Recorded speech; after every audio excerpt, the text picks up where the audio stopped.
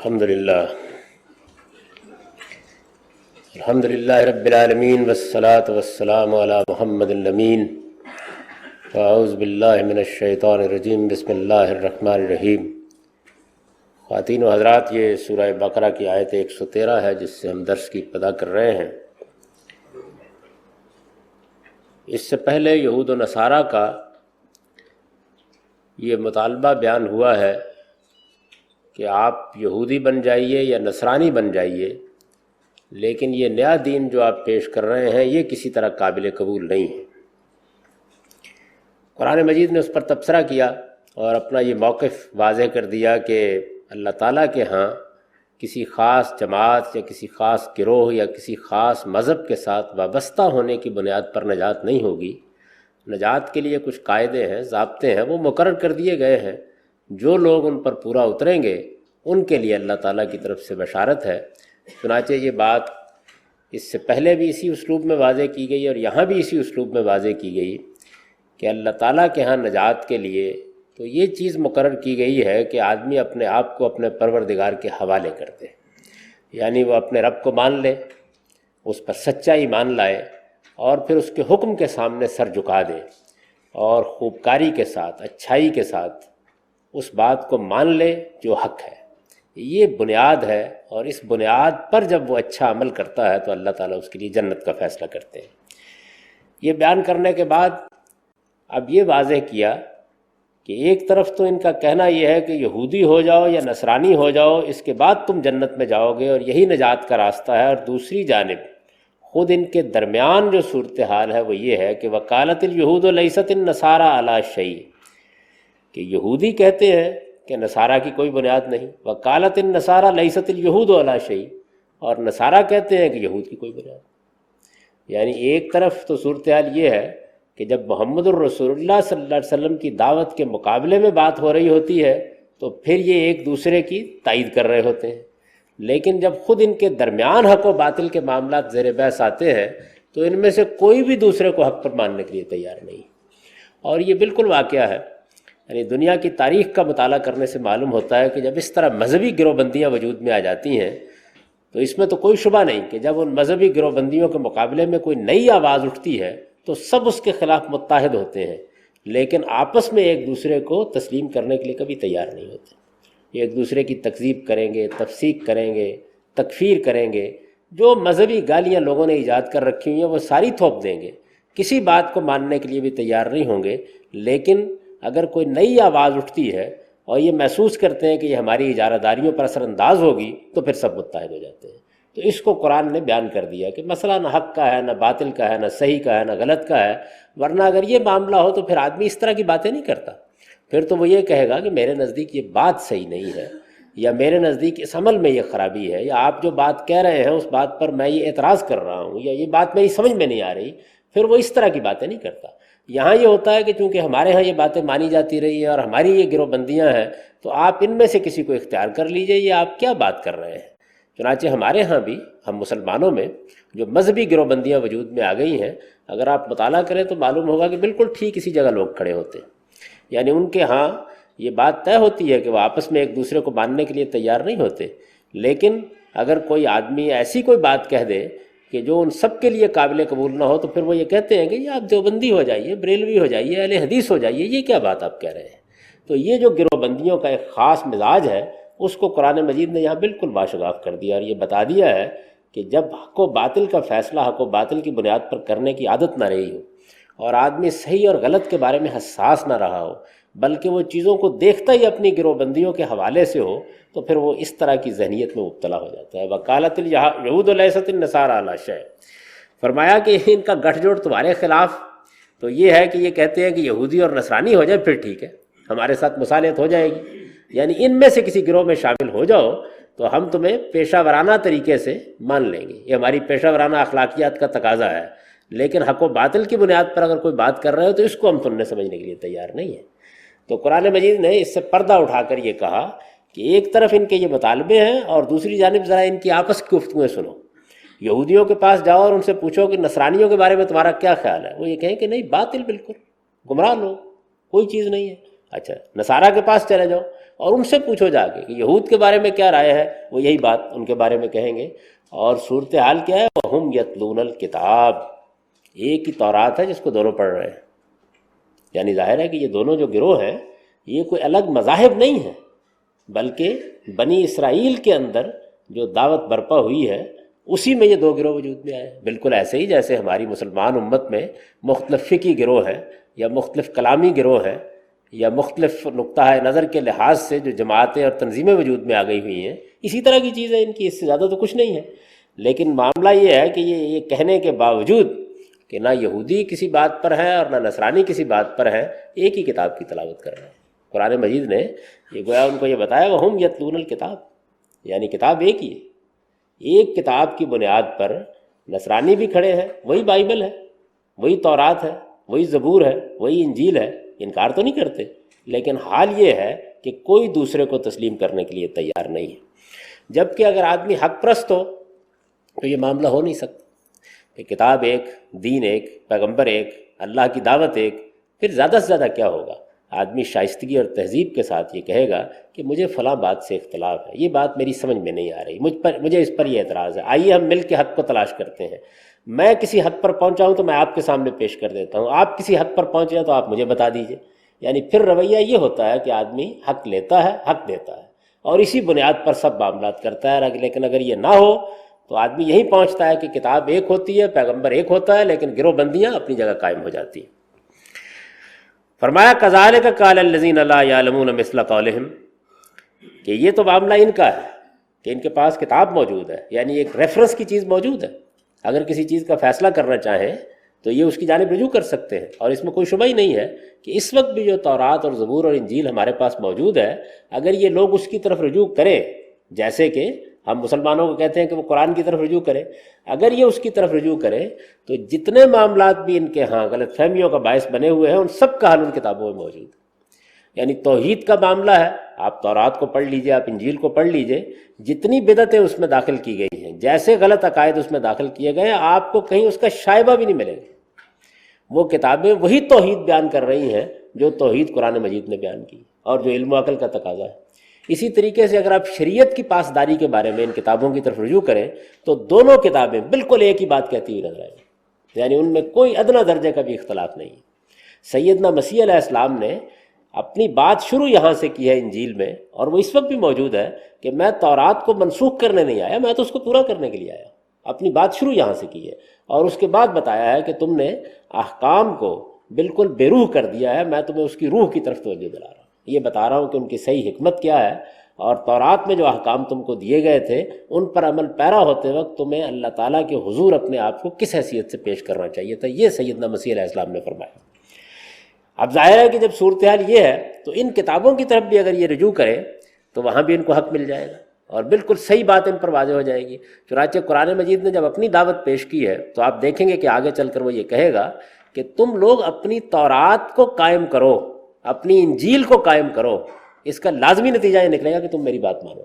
یعنی تمہارے اور میرے درمیان اصول میں کوئی اختلاف نہیں ہے۔ اپنی دعوت بھی یہ کہہ کے پیش کرے گا کہ تعالوا الی کلمۃ سواء بیننا و بینکم، آؤ اس بات پر جمع ہو جائیں جو ہمارے تمہارے درمیان مشترک ہے،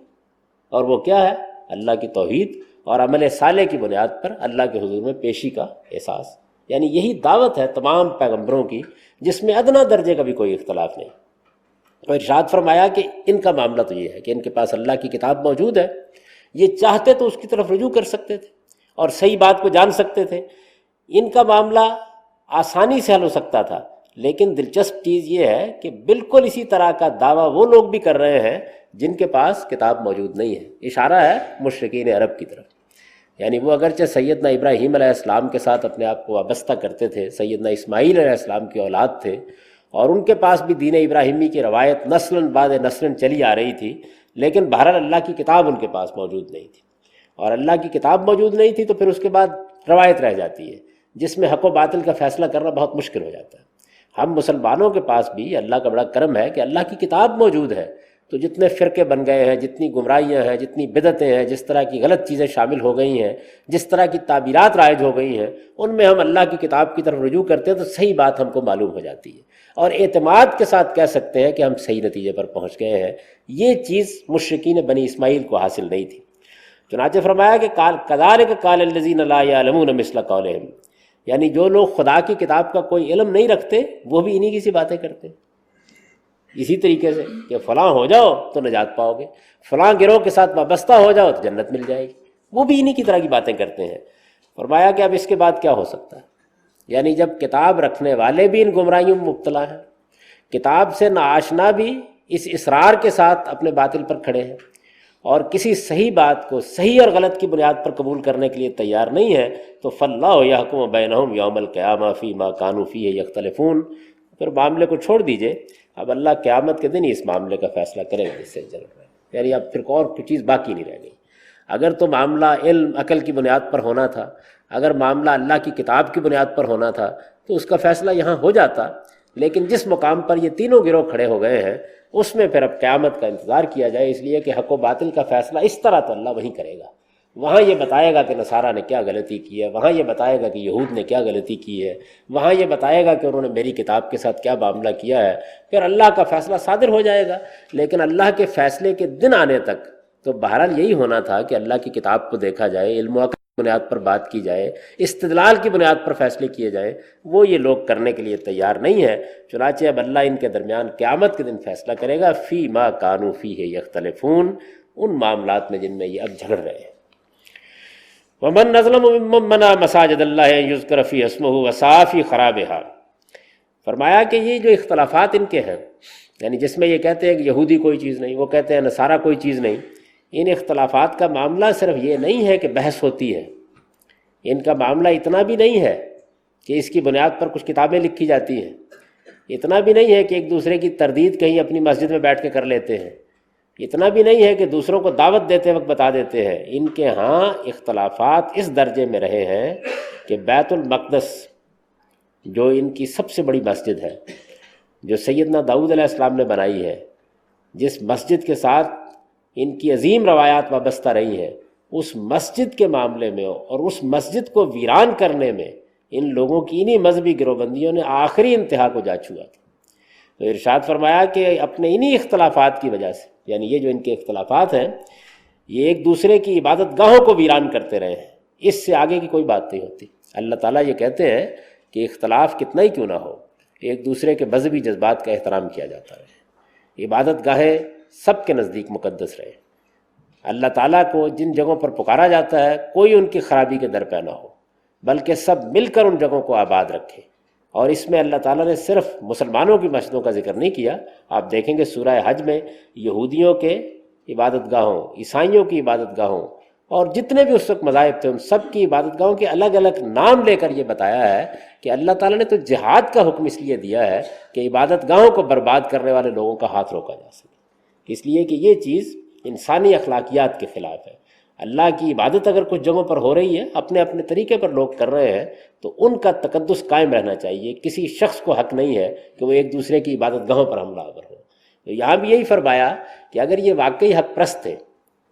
تو ہونا یہ چاہیے تھا نا کہ اختلافات کو اختلافات کے دائرے میں رکھتے، لیکن یہ تو وہ ظالم لوگ ہیں کہ جو ایک دوسرے کی عبادت گاہوں کو ویران کرنے کے درپے ہوئے۔ ومن اظلم ممن منع مساجد اللہ، اور اس شخص سے بڑھ کر ظالم کون ہے جو اللہ کے معبدوں میں اس بات سے منع کرے کہ وہاں اس کا نام لیا جائے۔ یعنی کوئی شخص اپنے طریقے پر خدا کی عبادت کرنے کے لیے کلیسا میں کھڑا ہے، کوئی شخص اپنے طریقے پر خدا کی عبادت کرنے کے لیے مندر میں کھڑا ہے، کوئی شخص خدا کی عبادت کرنے کے لیے مسجد میں کھڑا ہے، تو فرمایا اس شخص سے بڑھ کر ظالم کون ہے کہ جو اللہ کے معبدوں میں اس بات سے منع کرے ان یذکر فی اسمہ، کہ اس میں اللہ کا نام لیا جائے، وسعی فی خرابہا، اور ان کی ویرانی کے در پہ۔ تو اس میں خاص اشارہ ہے بیت المقدس کی طرف، اور یہ بتایا ہے کہ یہ سب کے لیے یکساں عبادت گاہ تھی، سب کو اس میں جانا تھا اور سب نے یہاں جا کر اللہ کی عبادت کرنی تھی، لیکن ایک گروہ کو اگر وہاں اقتدار ملتا ہے تو وہ دوسرے کو قریب نہیں آنے دیتا، دوسرے کو اقتدار ملتا ہے تو وہ تیسرے کو قریب نہیں آنے دیتا، اور جو کچھ پھر اس کی درد انگیز تاریخ ہے وہ جن لوگوں کی تاریخ پر نظر ہے وہ جانتے ہیں کہ کس طریقے سے لوگوں کو مارا گیا ہے، لوگوں کو پیٹا گیا ہے، کس طریقے سے عبادت گاہوں کو ویران کرنے کی کوشش کی گئی ہے۔ حالانکہ اللہ کی عبادت کرنے کے لیے اگر لوگ بیت المقدس میں آ رہے تھے اور دین ابراہیمی کے پیرو آ رہے تھے اور اللہ ہی کا نام لینا چاہتے تھے تو ہر ایک کو ان کا استقبال کرنا چاہیے تھا۔ ہمارے پیغمبر صلی اللہ علیہ وسلم کے بارے میں آپ کو یہ معلوم ہے کہ ان کے زمانے میں جب نجران کا وفد آیا ہے اور اس نے آ کر وہاں یہ خواہش ظاہر کی ہے اتوار کے دن کہ ہمیں عبادت کرنی ہے، تو حضور نے فرمایا کہ میں نے یہ مسجد اللہ کی عبادت کے لیے بنائی ہے، آپ اسی میں عبادت کیجیے۔ تو اللہ کی مسجدیں اللہ کی یاد کو قائم رکھنے کے لیے ہے۔ اس وجہ سے قرآن مجید اس کو ہرگز پسند نہیں کرتا کہ لوگ اس کی ویرانی کے در پہ ہوں اور وہاں کسی کے آنے والے کو روکا جائے۔ تو ارشاد فرمایا کہ اس شخص سے بڑھ کر ظالم کون ہے جو اللہ کے معبدوں میں اس بات سے منع کرے کہ یذکر فی اسمہ، کہ اس میں اللہ کا نام لیا جائے، وسعی فی خرابہا، اور ان کی ویرانی کے در پہ ہو۔ اولئک ما کان لہم ان یدخلوها الا خائفین، فرمایا ان کے لیے تو اگر کوئی چیز زیبا تھی تو یہ تھی کہ ان معبدوں میں جائیں تو اللہ سے ڈرتے ہوئے جائیں، یعنی سرکش ہو کر جانا، دوسروں کو مارنے کے لیے جانا، دوسروں کو نکالنے کے لیے جانا، مسجدوں کو ویران کرنے کے لیے جانا، ان پر گولیاں برسانے کے لیے جانا، یہ تو ان کے زیبا نہیں تھا۔ ان کے لیے زیبا یہ تھا کہ جب اللہ کی عبادت گاہوں میں داخل ہوں تو اپنا سر جھکا کے داخل ہوں، یہ ہونا چاہیے تھا۔ تو ارشاد فرمایا کہ یہ خدا کے دین کے علمبردار، یہ انبیاء کی اولاد، یہ ابراہیم علیہ السلام کی ذریت، جب یہ اس سطح پر اتر آئے ہیں تو اب اس کے بعد ان کے بارے میں ہمارا قانون یہی ہے کہ لہم فی الدنیا خزی ولہم فی الآخرۃ عذاب عظیم، چونکہ ان کو یہ بڑا منصب دیا گیا تھا، اس لیے اب دنیا میں بھی ان کے لیے رسوائی ہے اور آخرت میں بھی ایک بڑا عذاب ان کا منتظر ہے۔ تو ارشاد فرمایا کہ اب ان کو دنیا اور آخرت دونوں میں اس نتیجے سے دوچار ہونا ہے، یہ اس سے اب بچ نہیں سکیں گے۔ وَلِلَّهِ الْمَشْرِقُ وَالْمَغْرِبُ فَأَيْنَمَا تُوَلُّوا فَثَمَّ وَجْهُ اللَّهِ إِنَّ اللَّهَ وَاسِعٌ عَلِيمٌ۔ فرمایا پھر اس سے آگے بڑھ کر یہود و نصارہ دونوں کا قبلہ بیت المقدس تھا۔ نصارہ نے غالباً سیدہ مریم نے اعتکاف کیا مشرقی جانب تو اسے بعد میں قبلہ قرار دے لیا، اور ان کی ضد میں یہ حضرات مصر ہو گئے کہ ہم مغرب کو قبلہ قرار دیں گے۔ اب بیت المقدس میں ہیں، ایک عبادت گاہ میں بیٹھے ہوئے ہیں اور قبلے پر جھگڑا ہو رہا ہے، تو فرمایا کہ قبلہ کیا ہے؟ یعنی یہ کہ بیت الحرام قبلہ ہے، بیت المقدس قبلہ ہے، تو کیا تمہارا خیال ہے کہ اللہ تعالیٰ کسی خاص سمت میں بیٹھے ہوئے ہیں؟ یہ بات تو نہیں، یہ تو عبادت میں ایک نظم پیدا کرنے کے لیے مقرر کیا گیا ہے۔ اس کی حقیقت یہ ہے تاکہ سب لوگ ایک رخ پر اکٹھے ہو کر عبادت کر سکیں۔ تو ارشاد فرمایا کہ کیا مشرق اور مغرب کی لڑائی اس لیے ہو رہی ہے کہ اللہ کو مشرق اور مغرب میں سمجھ بیٹھے ہو؟ للہ المشرق والمغرب، مشرق بھی اللہ کا، مغرب بھی اللہ کا۔ فَأَيْنَمَا تُوَلُّوا فَثَمَّ وَجْهُ اللَّهِ، اور جدھر کا رخ کر لو گے ادھر اللہ ہی کا رخ ہے، اللہ کسی خاص رخ میں بند نہیں ہے۔ ان اللہ واسع علیم، اس میں تو کوئی شبہ ہی نہیں کہ اللہ بڑی گنجائش والا ہے، ہر چیز کو جانتا ہے۔ یعنی اللہ تعالیٰ کیا مشرق میں بند ہو جائے گا، مغرب میں بند ہو جائے گا، بیت الحرام میں بند ہو جائے گا، بیت المقدس میں بند ہو جائے گا؟ یہ مسئلہ نہیں ہے۔ قبلے کا معاملہ تو اس کے سوا کچھ نہیں ہے کہ یہ فیصلہ کر لیا جائے کہ ہم سب کو جو اگر مل کر اللہ کی عبادت کرنی ہے تو اس کا کوئی ایک رخ متعین ہو جائے، اس کے سوا یہ کوئی حقیقت نہیں رکھتا۔ یہ کوئی اللہ تعالیٰ کی قائم کردہ ایسی سمت نہیں ہے کہ جس میں خود اللہ تعالیٰ نے فیصلہ کر لیا کہ وہ ادھر بیٹھا کرے گا، یہ صورتحال نہیں ہے۔ اور جب یہ صورتحال نہیں ہے تو پھر اس لڑائی کی بھی کوئی وجہ نہیں تھی، لیکن ان لوگوں میں سے بعض نے مشرق کو قبلہ بنا کر لڑنا شروع کر دیا اور بعض نے مغرب کو قبلہ بنا کر لڑنا شروع کر دیا۔ آپ اگر دیکھیں گے تو یہ بات واضح ہو جائے گی کہ قرآن مجید کس طریقے سے مذہبی ذہنیت کو بے نقاب کر رہا ہے۔ یعنی مذہبی ذہنیت یہی ہوتی ہے کہ حقیقت گم ہو جاتی ہے، صحیح بات کی طلب باقی نہیں رہتی، حق و باطل کا کوئی فیصلہ نہیں ہوتا، کوئی قبلے پر لڑ رہا ہوتا ہے، کوئی گروہ بندی پر لڑ رہا ہوتا ہے، کوئی مظاہر پر لڑ رہا ہوتا ہے، کوئی لباس پر لڑ رہا ہوتا ہے، اصل حقیقت کے بارے میں گفتگو نہیں ہوتی۔ تو وہ اس کو واضح کر رہا ہے بار بار کہ یہ یہودی اور نصرانی کن چیزوں پر لڑ رہے ہیں، مشرق پر، مغرب پر، قبلے کے رخ کے اوپر، یہ مسجدوں کو ویران کر رہے ہیں ان چھوٹی چھوٹی باتوں پر، ان معمولی اختلافات کے اوپر۔ اصل بات کیا تھی؟ فرمایا اصل بات تو یہ تھی کہ اس کائنات کا ایک خداوند ہے اور ہم سب کو ایک دن اس کے سامنے جواب دہ ہونا ہے، اور یہ جواب دہی اچھے عمل کی بنیاد پر ہونی ہے۔ یہ بتاؤ کہ اس دعوت کی طرف بھی کبھی توجہ کی، اس پیغام کو بھی کبھی سننا چاہا؟ یہ پیغمبر کیا پیش کر رہے ہیں؟ یہ تو یہ پیش کر رہے ہیں، اور اگر یہ بات تمہارے صحیفوں میں بھی لکھی ہوئی ہے، قرآن میں بھی یہی بات کہی جا رہی ہے، یہ پیغمبر بھی اسی کو پیش کر رہے ہیں، تو پھر فیصلہ کر لو کہ نتیجہ کیا نکلے گا۔ نتیجہ پھر یہی نکلے گا کہ اللہ دنیا میں بھی اس ضد اور ہٹ درمی کی سزا دے گا اور قیامت میں بھی اس کا نتیجہ تم کو بھگتنا پڑے گا۔ آپ فرمایا کہ ایک طرف تو صورتحال یہ ہے، لڑائی یہ، جھگڑا یہ، اور اس کے ساتھ یہ دعویٰ کہ نجات ہمارے لیے خاص ہے، اگر جنت میں جانا ہے تو یا یہودی ہونا پڑے گا یا نصرانی ہونا پڑے گا۔ آپ اس بات کو تاریخ کے حوالے سے سنتے ہیں تو خیال کرتے ہیں کیسی احمقانہ بات ہے، مسلمانوں کے فرقوں کے پاس جا کر دیکھ لیجئے، وہ بھی یہی کہہ رہے ہیں، اگر آپ کو جنت میں جانا ہے تو آپ کو فلاں گروہ میں شامل ہونا پڑے گا، فلاں فرقے سے متعلق ہونا پڑے گا۔ تو قرآن مجید نے فرمایا کہ کبھی اس پر بھی غور کرو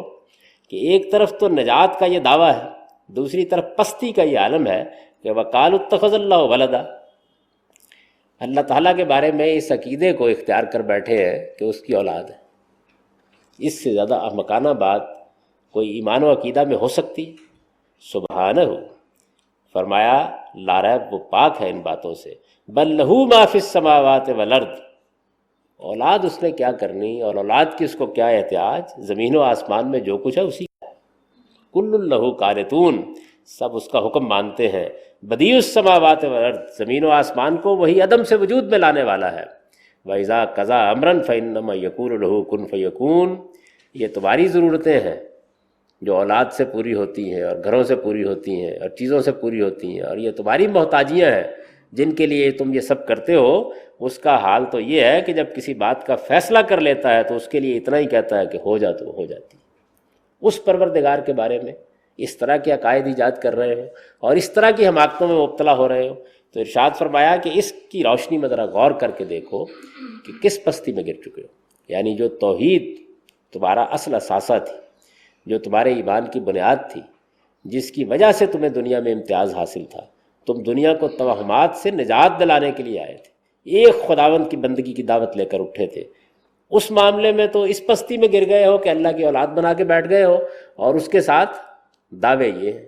کہ نجات ہمارے لیے خاص ہے، اور یہودی ہو گئے تو تب بخشے جاؤ گے، اور نصرانی ہو گئے تو تب اللہ تعالیٰ کے ہاں تم کو جنت ملے گی۔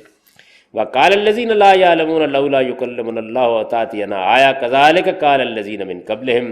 فرمایا کہ جب اس ساری بات سے زچ ہو جاتے ہیں تو پھر اسی طرح کی بات وہ لوگ کہتے ہیں جو کتاب الہی کا علم نہیں رکھتے کہ اللہ ہم سے براہ راست کیوں ہم کلام نہیں ہوتا، یعنی جب یہ ساری بات ہو جاتی ہے تو اس کے بعد اعتراض کرنے کے لیے کوئی گنجائش باقی نہیں رہتی، تو یہ کہتے ہیں کہ اچھا ٹھیک ہے تمہاری بات درست ہوگی، لیکن یہ جو قرآن تم پر نازل ہوتا ہے اور اللہ ایسی باتیں تمہاری وساطت سے ہم تک پہنچاتا ہے، یہ براہ راست کر لیں ہم سے، مان لیں گے۔ یعنی اب دیکھیے پھر وہی بات کہ زیر بحث مسئلہ یہ نہیں کہ حق کیا اور باطل کیا ہے،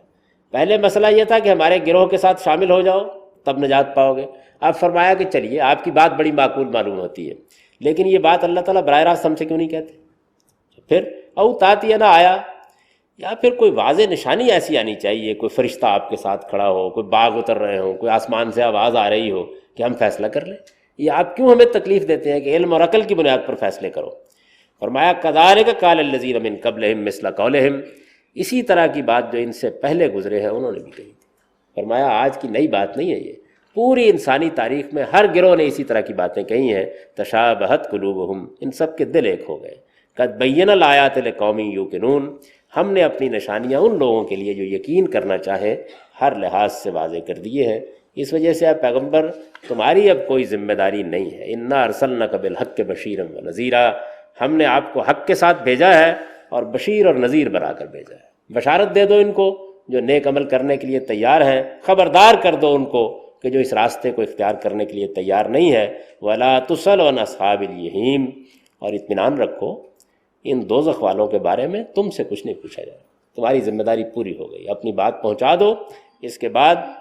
تم ہماری طرف سے بری ذمہ ہوئے، اب ہم ان سے نمٹ لیں گے۔ ظاہر ہے اس کے اندر حضور کے لیے تسلی بھی ہے اور ان لوگوں کے لیے تہدید بھی کہ کچھ غور کرو اس بات کے اوپر کس انجام تک پہنچنے کی تیاریاں کر رہے ہیں۔ اب اس حصے کا سادہ ترجمہ سن لیجئے۔ اور تمہارے خلاف اس گٹھ جوڑ سے الگ ہے پیغمبر، ان کی اپنی حالت یہ ہے کہ یہودی کہتے ہیں کہ نصارہ کی کوئی بنیاد نہیں، اور نصارہ کہتے ہیں کہ یہودیوں کی کوئی بنیاد نہیں، درحال ہے کہ دونوں کتاب الہی کی تلاوت کرتے ہیں۔ اسی طرح بالکل انہی کسی بات ان لوگوں نے بھی کہی جو خدا کی کتاب کا کوئی علم نہیں رکھتے۔ چنانچہ اللہ اب قیامت کے دن ہی اس معاملے کا فیصلہ کرے گا جس میں یہ جھگڑ رہے ہیں۔ اپنے انہی اختلافات کی وجہ سے یہ ایک دوسرے کی عبادت گاہوں کو ویران کرتے رہے ہیں، اور اس شخص سے بڑھ کر ظالم کون ہے جو اللہ کے معبدوں میں اس بات سے منع کرے کہ وہاں اس کا نام لیا جائے اور ان کی ویرانی کے درپے ہو۔ ان کے لیے اس کے سوا کچھ زیبا نہ تھا کہ ان معبدوں میں جائیں تو اللہ سے ڈرتے ہوئے جائیں، لیکن انہوں نے سرکشی اختیار کی، تو اب ان کے لیے دنیا میں بھی ذلت ہے اور قیامت میں بھی ایک بڑا عذاب ان کا منتظر ہے۔ یہ اس لیے ہوا کہ ان میں سے کسی نے مشرق کو قبلہ ٹھہرایا اور کسی نے مغرب کو، اور حق یہ ہے کہ مشرق و مغرب سب اللہ ہی کے لیے ہے، لہٰذا جدھر رخ کرو گے اللہ کا رخ بھی ادھر ہی ہے۔ اس میں شبہ نہیں کہ اللہ بڑی گنجائش والا ہے، وہ ہر چیز کو جانتا ہے۔ پھر یہی نہیں، اپنی نجات کے یہ مدعی اس قدر پستی میں گر چکے ہیں کہ انہوں نے کہا ہے کہ اللہ کی اولاد ہے۔ لا ریب وہ پاک ہے ان باتوں سے، بلکہ زمین و آسمان میں جو کچھ ہے اسی کا ہے، سب اس کا حکم مانتے ہیں۔ زمین و آسمان کو وہی عدم سے وجود میں لانے والا ہے، اور جب کسی بات کا فیصلہ کر لیتا ہے تو اس کے لیے اتنا ہی کہتا ہے کہ ہو جا، تو وہ ہو جاتی ہے۔ اور اسی طرح کی بات ان لوگوں نے کہی ہے جو کتاب الہی کا علم نہیں رکھتے کہ اللہ ہم سے براہ راست کیوں ہم کلام نہیں ہوتا، یا ہمارے پاس کوئی واضح نشانی کیوں نہیں آتی۔ بالکل اسی طرح جو ان سے پہلے گزرے ہیں انہوں نے بھی ایسی ہی بات کہی تھی۔ ان سب کے دل ایک سے ہیں۔ ہم نے اپنی نشانیاں ان لوگوں کے لیے جو یقین کرنا چاہیں ہر لحاظ سے واضح کر دی ہیں، لہٰذا تمہاری کوئی ذمہ داری نہیں کہ ان کی خواہش کے مطابق انہیں معجزے اور نشانیاں دکھاؤ۔ ہم نے تمہیں حق کے ساتھ بھیجا ہے پیغمبر، انذار و بشارت کے لیے، اور تم سے ان دوزخ والوں کے بارے میں ہرگز کوئی پرسش نہ ہوگی۔ اقول قولی ھذا واستغفر اللہ لی ولکم۔